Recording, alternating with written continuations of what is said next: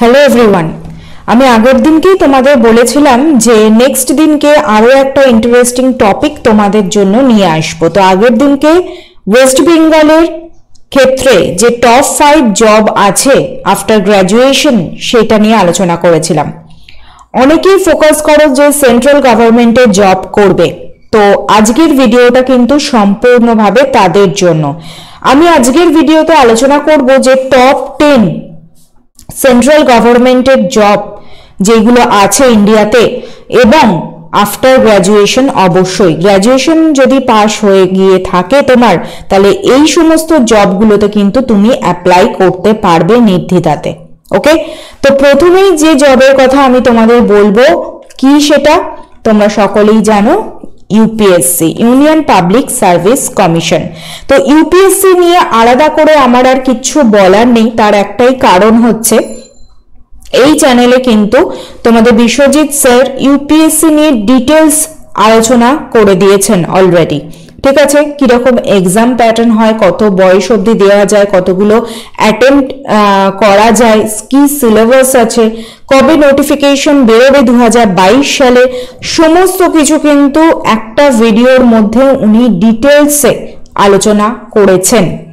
ওকে, তো ডেসক্রিপশনে আমি তোমাদের লিংক দিয়ে দেবো, ওইখান থেকে কিন্তু তোমরা দেখে নিও যে ইউপিএসসি রিলেটেড যদি তোমাদের মনে কোনো রকম সংশয় থাকে তাহলে সেই ভিডিও থেকে তোমাদের কিন্তু ক্লিয়ার হয়ে যাবে টোটালি। তো 1 নম্বর পজিশনে যে জবটার কথা আমি রেখেছি সেটা হচ্ছে union public service commission, IAS, IPS, IFS. যারা যারা যেরকম স্বপ্ন দেখছো যে আইএএস হবে, আইপিএস হবে, আইএফএস হবে, আরো অনেক পোস্ট আছে ইউপিএসসি, তো তারা যদি গ্র্যাজুয়েট হয়ে থাকো, গ্র্যাজুয়েশন পাস যদি তোমাদের হয়ে গিয়ে থাকে, তো দেন একটু সিলেবাস দেখে নিয়ে কিরকম কি প্যাটার্ন আছে এক্সামে সেটা দেখে নিয়ে তোমরা ইউপিএসসির জন্য কিন্তু প্রিপারেশন শুরু করে দাও। ওকে, নেক্সট 2 নম্বর যে জবের কথা আমি তোমাদের বলবো সেটা হচ্ছে কি এসএসসি সিজিএল। অনেকেরই স্বপ্ন থাকে এসএসসি সিজিএল এর, কম্বাইন্ড গ্র্যাজুয়েট লেভেলের। তো এসএসসি সিজিএল এ কিন্তু যদি তোমার গ্র্যাজুয়েশন পাস হয়ে গিয়ে থাকে তাহলে তোমরা কিন্তু এসএসসি সিজিএল দিতে পারবে। এবং এসএসসি কিন্তু ক্যালেন্ডার একটা বার করে দেয় একদম বছরের বলতে গেলে প্রথমের দিকে বা একটু মিডলের দিকে। এখন পরিস্থিতি অন্যরকম বলে একটু ইরেগুলার হচ্ছে সবকিছুই, তোমরা জানো সেটা। তো এসএসসি সিজিএল এর জন্য কিন্তু আমরা জানি যে অনেক কটা ফেজ হয়। ঠিক আছে, গ্রুপ বি, গ্রুপ সি এর জন্য টায়ার 1, টায়ার 2, টায়ার 3, টায়ার 4 এরকম ভাবে কিন্তু 4টে ফেজে এক্সাম হয়ে গিয়ে থাকে। এবং তোমাদের বয়স যদি 18 থেকে 32 বছরের মধ্যে হয় তোমরা তাহলে কিন্তু এই এসএসসি সিজিএল কিন্তু তোমরা দিতে পারবে। এবং টায়ার 1, টায়ার 2 তে কি রকম টাইপের কোশ্চেন থাকে, কি কি সিলেবাস থাকে, সমস্ত কিছু কিন্তু এসএসসি যখন নোটিফিকেশন বার করে সেটা কিন্তু দিয়ে দেয়। ওকে, এছাড়াও আমি বলবো এসএসসি ক্ষেত্রে আমি বলবো স্টাফ সিলেকশন কমিশনের ক্ষেত্রে অনেকেই আছো যারা ইঞ্জিনিয়ারিং পাশ করেছো। ঠিক আছে, অনেকেই আছো যারা ইঞ্জিনিয়ারিং পাশ করেছো, তারা অনেকেই চাও কি যে আমরা সেন্ট্রাল গভর্নমেন্টের জব করব। ঠিক আছে, তো তাদের জন্য কিন্তু এসএসসি জেই বার করে, মানে জুনিয়র ইঞ্জিনিয়ারের একটা পোস্ট আছে, খুব ভালো একটা পোস্ট এসএসসি জেই। তো সেই এসএসসি জেইও কিন্তু বের হয় প্রায় ধরে নাও প্রতি বছরই বলতে পারো বা 1 বছর অন্তর বলতে পারো, এসএসসি জেই কিন্তু বের হয়। তো এসএসসি জেই যারা ইঞ্জিনিয়ারিং, পার্টিকুলার ইঞ্জিনিয়ারিং ব্যাকগ্রাউন্ডের আছো, বিটেক কমপ্লিট করেছো বা এমটেক কমপ্লিট করেছো, তাদের জন্য কিন্তু একটা সুবর্ণ সুযোগ থাকে এসএসসি জেইতে অ্যাপিয়ার করার জন্য। ওকে, এখানেও কিন্তু 2টো ফেজেই তোমাদের এক্সাম হয়ে থাকে এসএসসি জেই ক্ষেত্রে, বোঝা গেছে? নেক্সট 3 নম্বরে যে জবটার কথা আমি তোমাদের জন্য রেখেছি সেই জবটা তোমরা সকলেই জানো কি রেলওয়ে, তাই তো? তো রেলওয়ে জব নিয়ে এখন অনেকে অনেক কিছু চলছে, সেটা এনটিপিসি বলো, গ্রুপ ডি বলো, এর বাদেও কিন্তু রেলওয়ের ক্ষেত্রে লোকো পাইলট বলো বা রেলওয়ে যে জুনিয়র ইঞ্জিনিয়ার আছে সেই জবও কিন্তু বেরোয়, রেলওয়ে ইঞ্জিনিয়ারের জবও কিন্তু বেরোয়। সেটা কিন্তু গ্র্যাজুয়েশনের মানে গ্র্যাজুয়েট যারা আছো তারা দিতে পারবে না, পার্টিকুলার ইঞ্জিনিয়ারিং যারা পড়েছো তাদের ক্ষেত্রে সেই জবটা থাকে। ওকে, তো রেলওয়ে কিন্তু যদি তোমাদের গ্র্যাজুয়েশন পাস হয়ে গিয়ে থাকে তাহলেও কিন্তু তোমরা রেলওয়ে জবটাকে টার্গেট করতে পারো। ওকে, নেক্সট 4 নম্বর যে জবটার কথা আমি তোমাদের এখানে বলবো সেটা হচ্ছে কি আইবিপিএস পিও এবং ক্লার্কের জব। খুব ভালো একটা জব হচ্ছে ব্যাংকের জব। আইবিপিএস প্রতি বছর কিন্তু ক্যালেন্ডার বার করে, ঠিক আছে, আইবিপিএস ক্যালেন্ডার বার করে ওরা বলে দেয় যে কোন টাইমে কি এক্সাম নেওয়া হবে, বোঝা গেছে। তো এই আইবিপিএস পিওর কথাটা আগে একটু বলে দিই। আইবিপিএস পিও হচ্ছে তোমরা অবশ্যই তো গ্র্যাজুয়েশন পাস তোমাদের হতেই হবে, সেটার ক্ষেত্রে 20 থেকে 30 বছর অবধি, ঠিক আছে, আমি পিওর ক্ষেত্রে বলছি 20 থেকে 30 বছর অবধি যদি তোমার এজ হয়ে থাকে তাহলে তোমরা আইবিপিএস পিও দিতে পারবে। এবং এই আইবিপিএস পিও হচ্ছে 3টে ধাপে এক্সাম হয়ে থাকে, প্রিলি হয়, প্লাস মেন হয়, প্লাস হচ্ছে কি হয়, প্লাস হচ্ছে ইন্টারভিউ হয়, পার্সোনালিটি টেস্ট হয়। ওকে, প্রিলি 100 নম্বরের হয়, মেন হচ্ছে 200 নম্বরের অবজেক্টিভ হয়, প্লাস হচ্ছে 25 নম্বরের ডেসক্রিপটিভ থাকে, লিখতে হয়, এসে দেয় ওরা, লিখতে থাকে, ঠিক আছে। এবং এই আইবিপিএস পিওর পরীক্ষাটা কিন্তু অক্টোবর-নভেম্বর মাসে হয়। তোমাদের বলবো যে আইবিপিএস এর সাইটটা ভিজিট করো, যারা যারা ব্যাংকের জন্য যেতে চাও, ব্যাংকিং লাইনে যেতে চাও বা ব্যাংকের জন্য পড়তে চাও, ব্যাংকের জব ক্র্যাক করতে চাও, তাদের জন্য কিন্তু আইবিপিএস পিও ক্লার্ক খুব ভালো একটা জব, খুব ভালো একটা জব। এবং আইবিপিএস কিন্তু অলরেডি এই বছরে ক্যালেন্ডার বার করে দিয়েছে। 2022 এর ক্যালেন্ডার কিন্তু আইবিপিএস বের করে দিয়েছে অলরেডি। তোমরা আইবিপিএস এর সাইটে গিয়ে ক্যালেন্ডারটা দেখে নিতে পারবে কবে পরীক্ষা আছে, কবে প্রিলিমস আছে, কবে মেন্স আছে। ক্লার্কের ক্ষেত্রে আমি বলবো আইবিপিএস ক্লার্কের ক্ষেত্রে 20 থেকে 27 বছর অবধি তোমরা দিতে পারবে ক্লার্কটা তুলনামূলকভাবে আইবিপিএস পিওর থেকে একটু কম টাফ হয়, ঠিক আছে। তো ক্লার্কের ক্ষেত্রেও কিন্তু প্রিলি থাকে, মেন থাকে, দুটো ধাপে এক্সাম হয় ক্লার্কের ক্ষেত্রে। এবং ক্লার্ক বলো, আইবিপিএস পিও বলো, কবে কি এক্সাম আছে সমস্ত কিছু কিন্তু আইবিপিএস দিয়ে দিয়েছে 2022 সালের ক্যালেন্ডার। এবং এখানে আর একটা কথাও তোমাদের বলে দিই, আইবিপিএসই বার করে আরআরবি, ঠিক আছে, রিজিওনাল রুরাল ব্যাংক। যে সমস্ত গ্রামীণ ব্যাংক আছে, সেই সমস্ত গ্রামীণ ব্যাংকে কিন্তু আইবিপিএসই কন্ডাক্ট করে এক্সাম। এবং এই আরআরবি এরও কিন্তু আইবিপিএস মানে পিও হয়, ক্লার্ক হয়, দুটোই হয়। এই আরআরবি পিও হয়, আরআরবি ক্লার্কও হয়। তো এই আরআরবি পিও ক্লার্ক কবে আছে, কি বৃত্তান্ত এই বছরের জন্য, তো সেইটাও কিন্তু অলরেডি আইবিপিএস বের করে দিয়েছে, ক্যালেন্ডারের মধ্যে লেখা আছে কবে কি এক্সাম আছে। মোস্ট প্রবাবলি মনে হয় আগস্ট বা জুলাই, আগস্ট, সেপ্টেম্বর এই টাইম নাগাদ হচ্ছে এই পরীক্ষাটা হয়ে থাকে, সেটা দিয়ে দিয়েছে, ঠিক আছে। আইবিপিএস তোমরা দেখে নিতে পারো। যারা ব্যাংকিং কে ফোকাস করছো, ব্যাংকিং এর জন্য যারা চেষ্টা করছো, যারা মনে করছো যে আমরা ব্যাংকিং এক্সাম দেব, প্রিপারেশন স্টার্ট করে দিয়েছো, গ্র্যাজুয়েশন হয়ে গেছে, তোমাদের প্রিপারেশন তোমরা স্টার্ট করে দিয়েছো, তাদের জন্য কিন্তু মানে ব্যাংকিং এর ক্ষেত্রে একটা সুবর্ণ সুযোগ থাকে সারা বছর ধরে।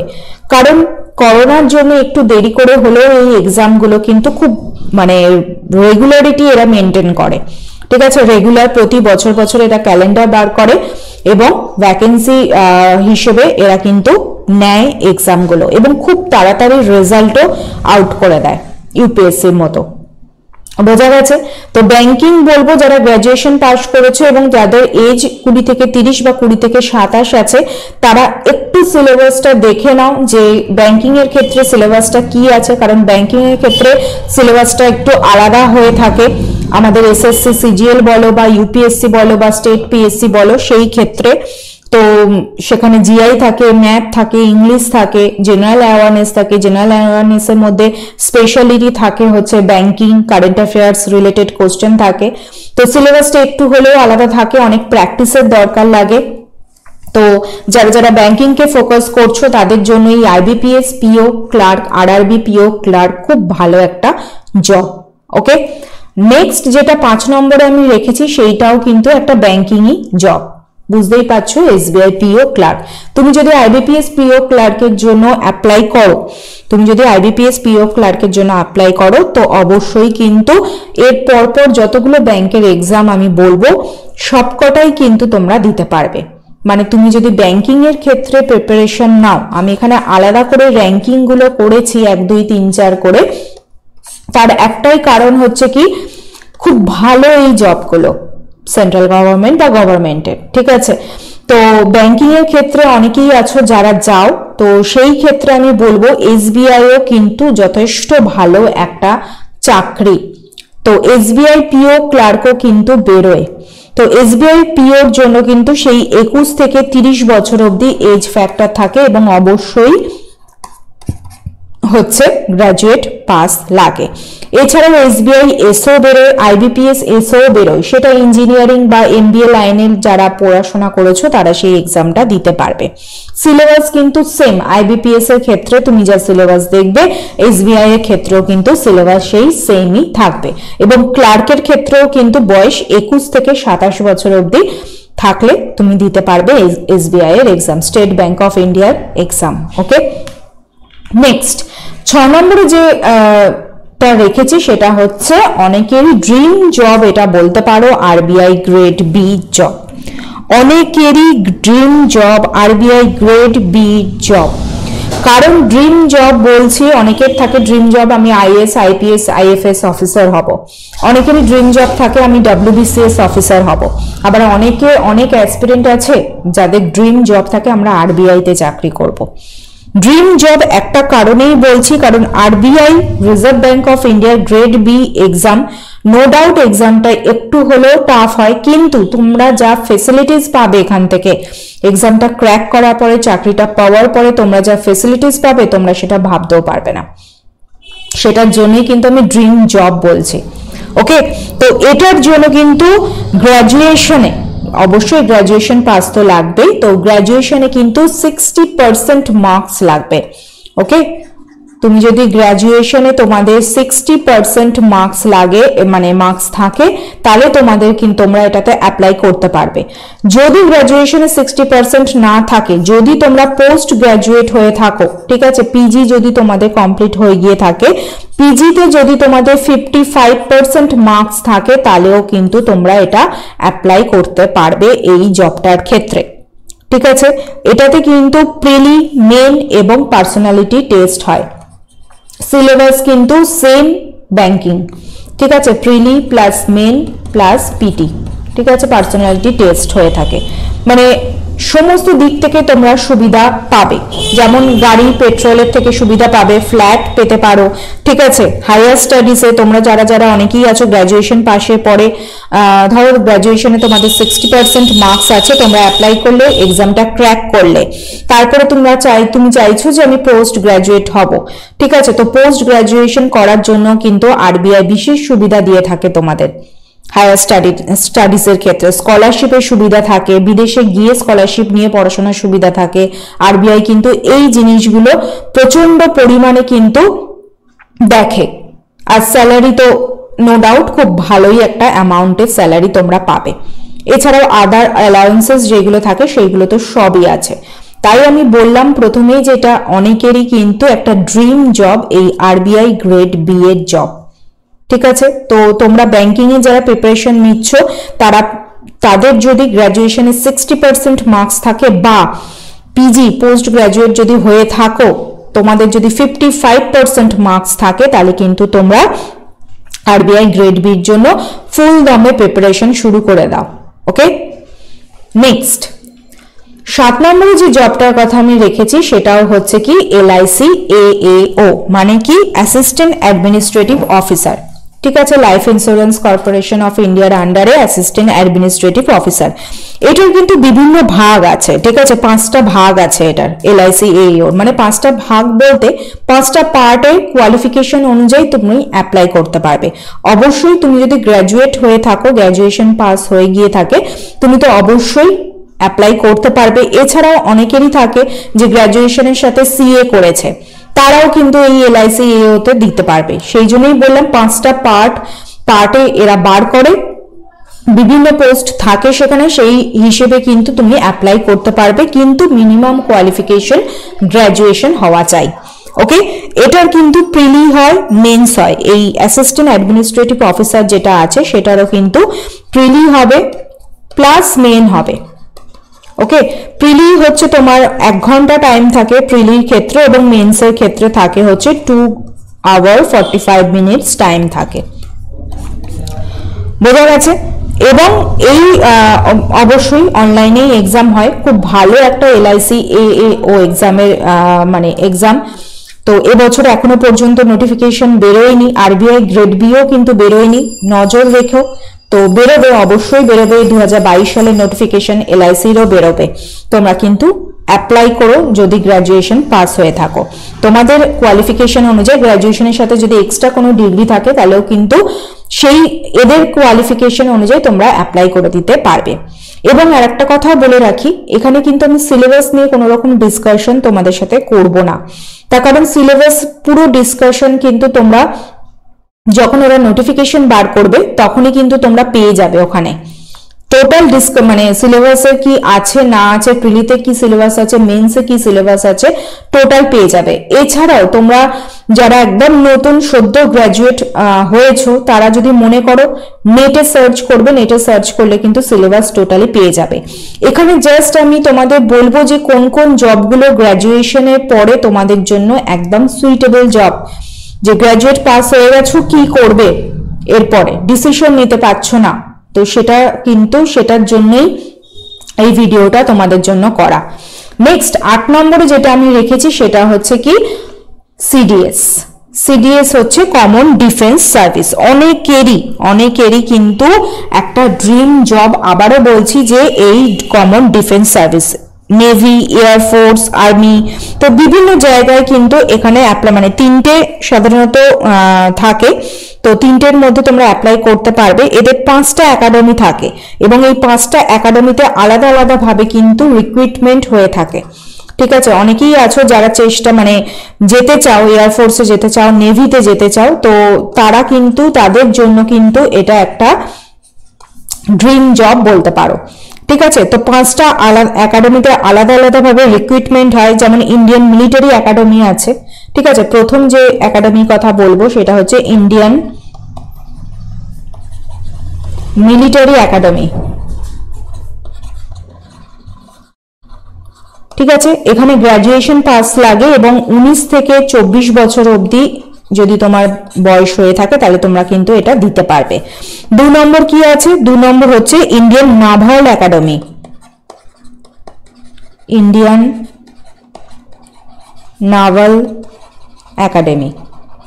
ঠিক আছে, ইন্ডিয়ান নাভাল একাডেমি হচ্ছে কি 19 থেকে 22 বছর অবধি যদি তোমার বয়স হয়ে থাকে গ্র্যাজুয়েশন পাসের পরে তাহলে তোমরা দিতে পারবে। প্লাস অনেকেই আছো যারা ইঞ্জিনিয়ারিং পাস করেছো, নেভিতে যেতে চাও, তাদের জন্য কিন্তু এই পোস্টটা আছে। 3 নম্বর হচ্ছে কি? 3 নম্বর হচ্ছে officer training academy. Officer training academy, এটা হচ্ছে 19 থেকে 25 বছর অবধি দিতে চাও। অনেক মেয়েরা আছো যারা যেতে চাইছো সিডিএস এ, তো তাদের জন্য হচ্ছে এই পোস্টটা অফিসার ট্রেনিং একাডেমি। ঠিক আছে, তাদের জন্য হচ্ছে এই পোস্টটা। অবশ্যই তোমাকে কিন্তু অবিবাহিত হতে হবে, অবশ্যই কিন্তু তোমাকে অবিবাহিত হতে হবে। এছাড়াও এই 5টা একাডেমিতে তোমরা ডিফারেন্ট এজ লিমিট পাচ্ছ, তোমরা অ্যাপ্লাই করতে পারবে তোমার এজ হিসেবে, এবং অবশ্যই গ্র্যাজুয়েট হতে হবে তোমাদের।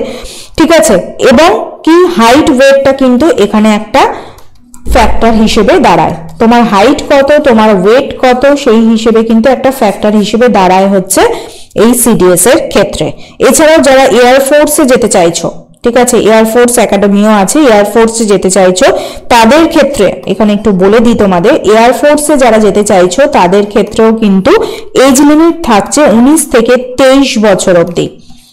ওকে, তোমাকে অবশ্যই গ্র্যাজুয়েট হতে হবে এয়ারফোর্সের জন্য। প্লাস এখানে আর একটা ক্রাইটেরিয়া থাকে, সেটা হচ্ছে তোমরা 12 পাস যারা করেছো তাদের যেন সায়েন্সের ব্যাকগ্রাউন্ড হয়।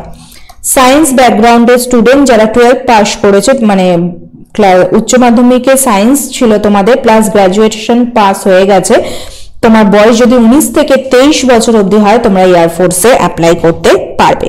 ওকে, তো বছরে মনে হয় সম্ভবত এটা দুটো করে এক্সাম হয়, সিডিএস 1 এন্ড সিডিএস 2। তো খুব ভালো একটা পোস্ট, যারা নেভিতে যেতে চাইছো, যারা এয়ারফোর্সে যেতে চাইছো তাদের জন্য কিন্তু এই পোস্টটা খুব একটা লোভনীয় পোস্ট এবং খুব ভালো একটা চাকরি। ওকে, নেক্সট 9 নম্বরে যেটা রেখেছি আমি সেটা হচ্ছে কি IBACIO। তো IBACIO, ACIO এর ফুল ফর্ম একটুখানি তোমাদের বলে দিই, অ্যাসিস্ট্যান্স সেন্ট্রাল ইন্টেলিজেন্স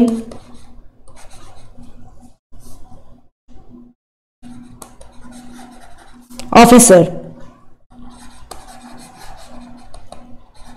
ঠিক আছে, আইবি ইন্টেলিজেন্স ব্যুরো তোমরা জানো। তো আইবি যেটা আছে সেই আইবি ACIO এর এক্সাম হয়ে থাকে, যেটা অ্যাসিস্ট্যান্ট সেন্ট্রাল ইন্টেলিজেন্স অফিসারের এক্সাম হয়। দুটো ভাগে এটার এক্সাম হয়, একটা হচ্ছে টায়ার 1, একটা হচ্ছে টায়ার 2। খুব ভালো একটা পোস্ট হচ্ছে এই IBACIO। ঠিক আছে, দুটো ভাগে কিন্তু এক্সাম হয়, টায়ার 1 এবং টায়ার 2। এবং তোমার বয়স অবশ্যই গ্রাজুয়েশন পাস চাই এখানে। তোমার বয়স যদি 18 থেকে 27 বছর অবধি হয় তাহলে তোমরা এই আইবি এক্সামটা কিন্তু দিতে পারবে। গ্রুপ মানে টায়ার 1 এর ক্ষেত্রে যেটা হয়ে থাকে সাধারণত জেনারেল অ্যাওয়ারনেস থাকে, তোমাদের জিআই থাকে, ম্যাথ থাকে, ইংলিশ থাকে, 100 মার্কসের পরীক্ষা হয়ে থাকে। এবং টায়ার 2 সম্পূর্ণভাবে ডেসক্রিপটিভ হয়ে থাকে, যেখানে ইংলিশে ডেসক্রিপটিভ থাকে প্লাস হচ্ছে এসে রাইটিং একটা থাকে, খুব কমই। ঠিক আছে, তো এই দুটো ভাগে কিন্তু এটার পরীক্ষা হয়ে থাকে। যারা অনেকেই আছো যারা মানে এরকম প্রিপারেশন নিচ্ছ, ম্যাথ, জিআই বলো, জেনারেল অ্যাওয়ারনেস বলো, তারা কিন্তু এই আইবি তা অবশ্যই ভরবে যখন নোটিফিকেশন বেরোবে। 2022 নোটিফিকেশন এখনো বেরোয়নি। ওকে, তো তারা কিন্তু ভরবে অবশ্যই। গ্রাজুয়েশন পাস হচ্ছে মিনিমাম কোয়ালিফিকেশন এখানে লাগে। এবং লাস্ট যেটা আছে 10 নম্বরে আমি যেটা রেখেছি সেটা হচ্ছে এসএসসি স্টেনোগ্রাফার। ঠিক আছে, এসএসসি স্টেনোগ্রাফার যারা, এটা হচ্ছে একটা এক্সট্রা কোয়ালিফিকেশন তোমাদের একটা লাগে, যে স্টেনো অনেকেই আছো যারা স্টেনো শেখো, তো সেটার ক্ষেত্রে কিন্তু এটা একটুখানি লাগে। অবশ্যই তোমার যদি গ্রাজুয়েশন পাস হয়ে গিয়ে থাকে তুমি এসএসসি স্টেনোগ্রাফারের এক্সামটা দিতে পারবে।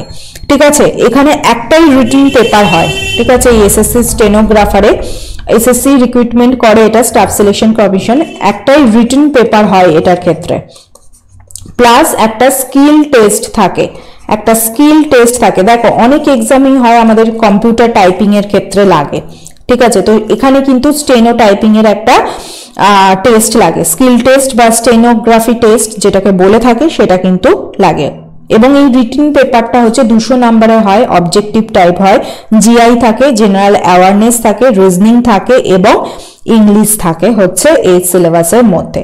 খুব ভালো একটা পোস্ট। অনেকেই আছো যারা স্টেনো শেখো এক্সট্রা কোয়ালিফিকেশন বাড়ানোর জন্য, তো তাদের ক্ষেত্রে কিন্তু এই এসএসসি স্টেনোগ্রাফারের এক্সামটা খুব ভালো একটা পোস্ট বা খুব ভালো একটা চাকরি। ওকে, বোঝা গেছে?